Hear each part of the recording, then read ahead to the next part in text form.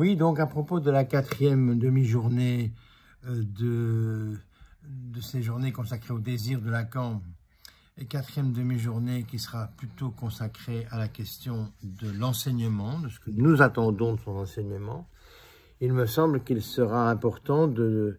confronter les collègues à cette question de savoir que pouvons-nous attendre aujourd'hui de l'enseignement de Lacan. Y a-t-il quelque intérêt à ce que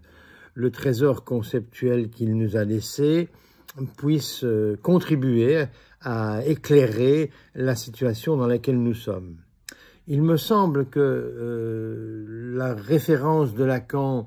à l'idée de ce que la psychanalyse, je le cite, est un poumon artificiel grâce à quoi on essaye d'assurer ce qu'il faut trouver de jouissance dans le parler pour que l'histoire continue, me semble tout à fait pertinente à propos de ce que nous apporte l'enseignement de Lacan et de ce qu'il nous reste à transmettre. Il ajoute d'ailleurs, les psychanalystes doivent être à ce sujet compensatoires, disent-ils comme mot, donnent-ils comme mot. Il me semble que c'est essentiel de penser cette dimension compensatoire. Compensatoire, d'autant plus essentiel aujourd'hui que dans le rapport qui est en train de se mettre en place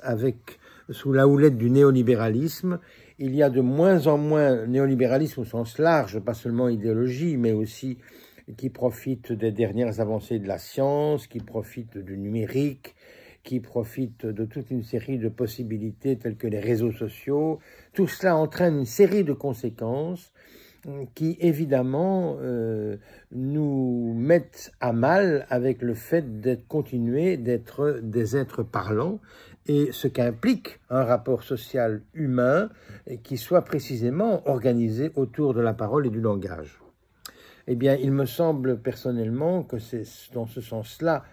que nous allons devoir réfléchir pour savoir comment pouvoir faire profiter, à la limite, et profiter de l'enseignement de Lacan nous-mêmes, mais aussi faire profiter les autres de ce que cet enseignement nous ramène à l'ordre du jour, cette dimension incontournable qui est celle de notre spécificité humaine, que Lacan a bien mis en évidence dans la découverte de Freud et qu'il a articulé lui-même avec ses propres concepts. Comment est-ce que ce qu'implique d'être parlant vient nous déterminer et comment, à partir de là, nous pouvons faire objection, en quelque sorte, au modèle néolibéral qui s'est emparé de nous et comment, du coup, nous pouvons venir permettre, grâce à sa conceptualisation, de disposer d'outils pour comprendre, saisir et éventuellement amender des choses qui sont en train de se passer et qui rendent précisément le monde